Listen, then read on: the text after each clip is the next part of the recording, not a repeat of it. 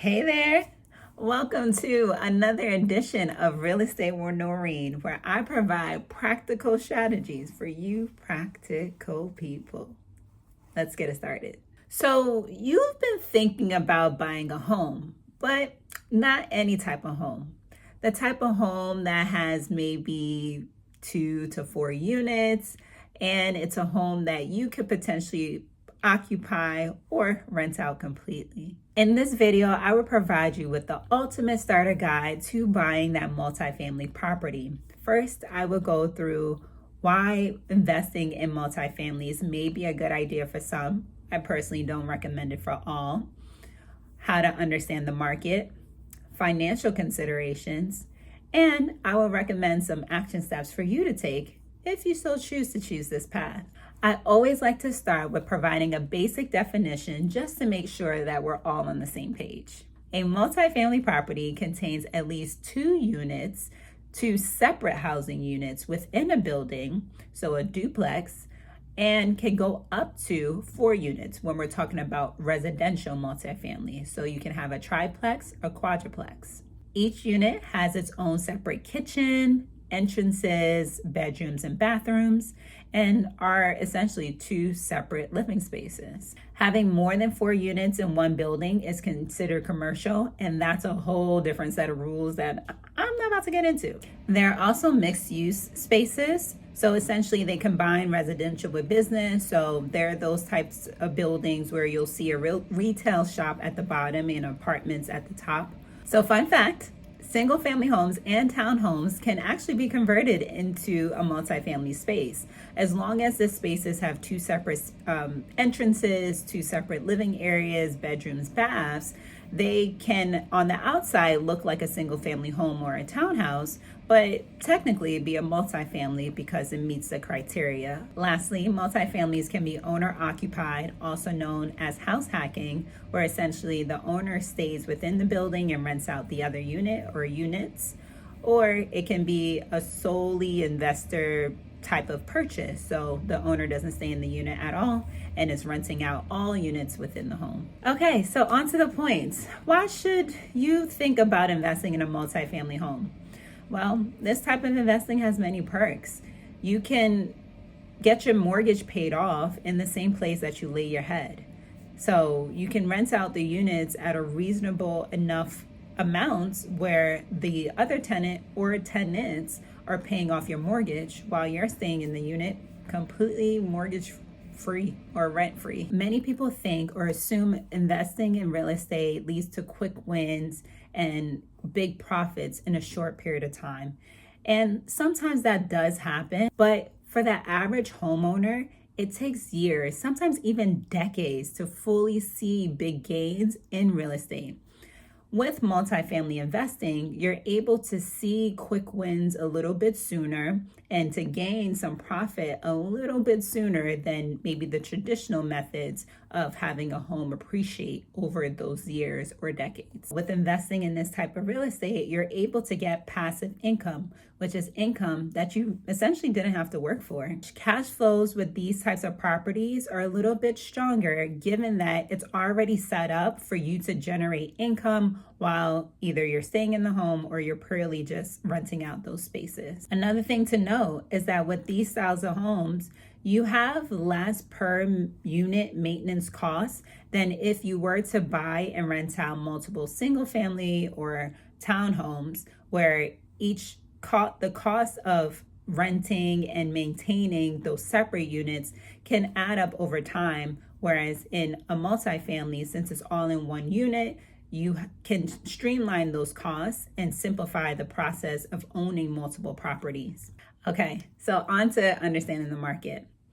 It's wise for you to get a clear understanding of what you're looking for when you're searching for this type of property, the expenses associated with it, and what you can ultimately gain in income from owning this property. Lucky for you, you're on to a great start by watching this video. I would recommend starting with understanding which neighborhoods you want to ultimately invest in and understanding the demographics of that community. Location is one of the biggest determining factors to know if you will have tenants that will be staying in your property during the lows and the highs of the market. You want to select a location that has a number of multifamily properties to select from and high rental demand. Using a realtor will not only help you to find this data and analyze this data, but they will also help you to make sense of the information in real time. As you look into the neighborhood data, it will help you to get a better idea of what other people are charging for rent in that area. To look into rental income a little bit further, you definitely want to use what other people have charged as your guide, but that doesn't need to be the end all or be all. You still want to take into consideration the condition of your own property, what your expenses are. I mean, you're getting this property not just to be like the crowd. You're here to make a profit, I would assume. So you want to take into consideration all these different factors and how you're able to best leverage it so you can get the most bang for your buck. As you select your property, be sure to have it inspected so that you're well aware of any prior issues or ongoing issues or any potential issues that you might have in the future. Pro tip, you also want to look for properties that have a layout that is agreeable to most buyers. So properties that have a layout that are standard or traditional and it's not super unique or super maybe off-putting to other buyers, because you probably want to avoid having to put too much money into the home on renovations and repairs up front, unless you want to do that and you have the funds to do so. But it can save you a ton of money if the home is already set up in a way that you can just kind of bring buyers in and move along from there. As great as it is to get a property that can bring you potential income and income over time, you want, before you jump over the ledge, you want to make sure that you lay a proper foundation, which means having a proper understanding of what your expenses are, what it's going to look to not only get the home, but maintain the home so that you can approach this whole situation well aware and well informed. You not only want to make sure that you're aware of your expenses, you want to have reserves set up for these expenses, again, so that you're well prepared. Potential expenses include property management fees, utility costs, property taxes, insurance, repairs, renovations. I did mention property management fees, and you have the option to either hire a property manager, which could be an individual or a company, or you can manage the property yourself. And managing the property yourself, or even when having a property manager, you want to make sure you create a positive and respectful experience. For you to get good tenants and good property managers, you should also be a good manager and be respectful for those that work alongside you or that are staying in your property. Do your due diligence in understanding the laws and regulations when it comes to being a landlord in that neighborhood. Not only that, you want to create good systems, you want to have good tenant screening, which a realtor or property manager can help you with. But you want to create an environment that is seamless and easy, because it's enough to be a landlord in itself. So you want to set up as many systems and processes and bring the most positive and kind of energetic environment to it so that it can make the managing of it so much more easy for everyone involved. Remember, this is your investment, so treat it as your home. Another consideration is vacancy rate, which is essentially the percentage of homes unoccupied to the total amount of units within the home. So you want to account for times when you may not get a tenant in your home over a period of time, and you want to include that in your expenses. On to the next point, financing this purchase. So talking through what are your potential options for financing a multifamily property. Many investors tend to borrow for the cost of purchasing a multifamily, or some might use a mix of cash and lending in order to get the home. Typically, lending options include having a conventional loan, which typically requires a higher down payment. You may also get an FHA loan, which is readily more available to you if the home is owner occupied. You may still be able to get an FHA loan even if it's an investor owned property. The FHA loans typically have a lower down payment than the conventional loan. Hard money or private lenders are also good options for quick purchases or renovations.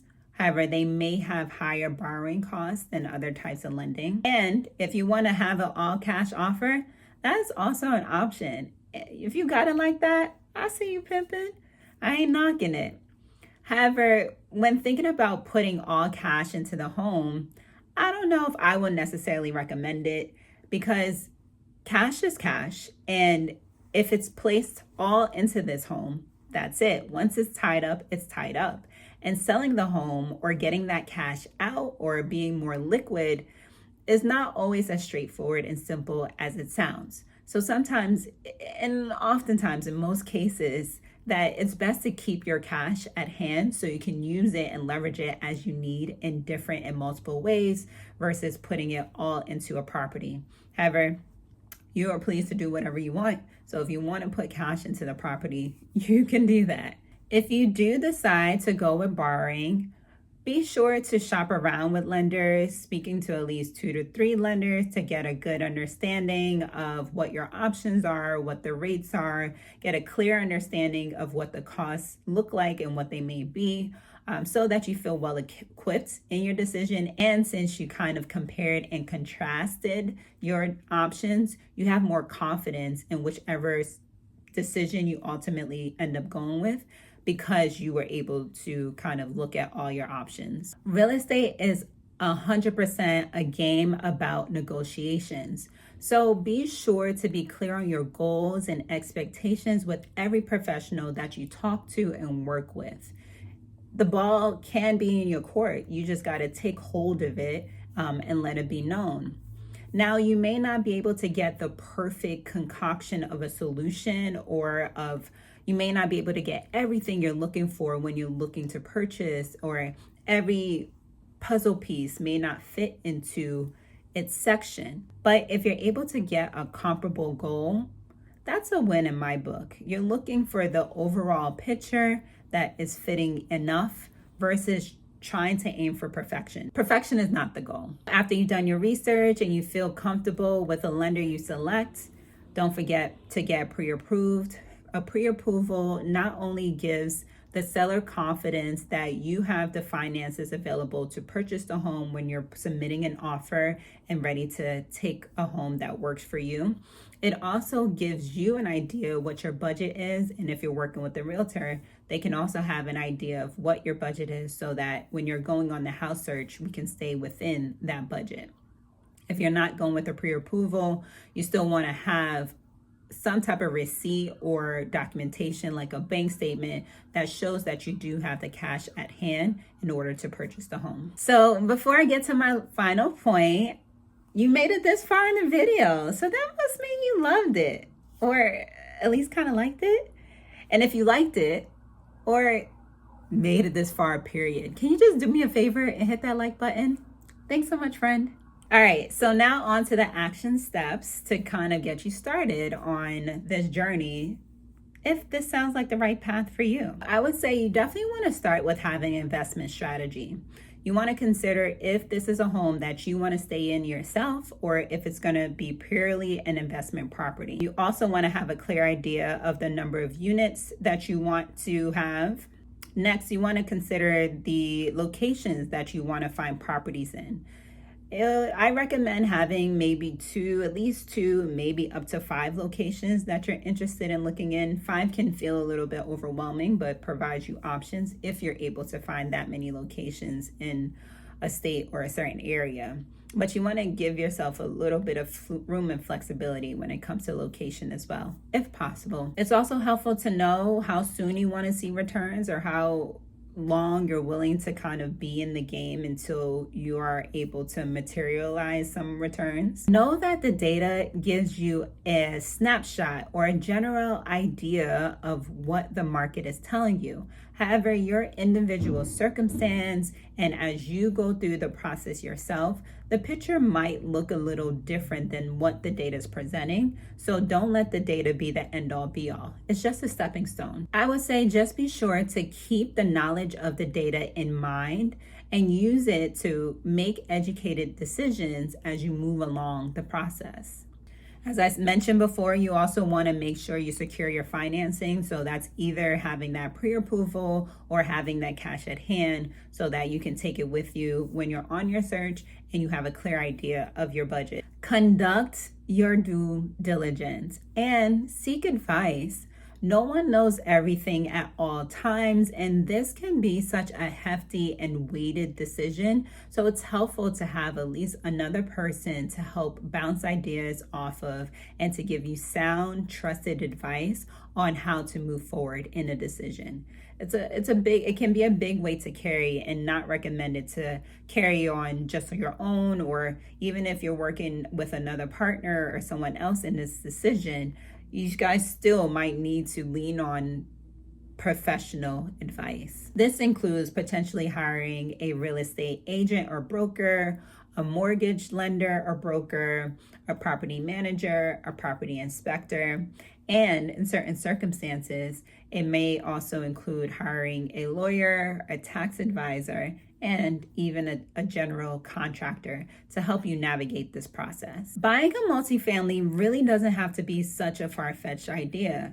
Currently, there are properties in Maryland, specifically in Baltimore, Cumberland, Hagerstown, Glen Burnie, and in Ocean City that are going for $30,000 up to around $4.5 million, give or take. In DC, in all corridors, so that is Southeast, Southwest, Northwest, Northeast, there are multifamily properties going from $290,000 up to $21 million, give or take. Even in Virginia, in areas such as Charlottesville, Winchester, Arlington, and Alexandria, there are homes going for $150,000 up to $3.8 million, give or take. And last but not least, I would say I would not recommend this type of home for individuals that are simply not ready for the responsibilities and the role of a landlord, someone who's looking for quick financial wins, someone who is not financially ready for this responsibility,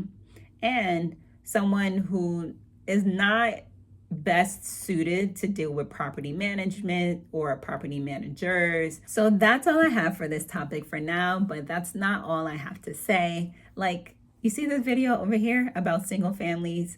It may be a better option for you than multifamily, so check it out. Plus, there's a lot of good information in there. Happy house hunting.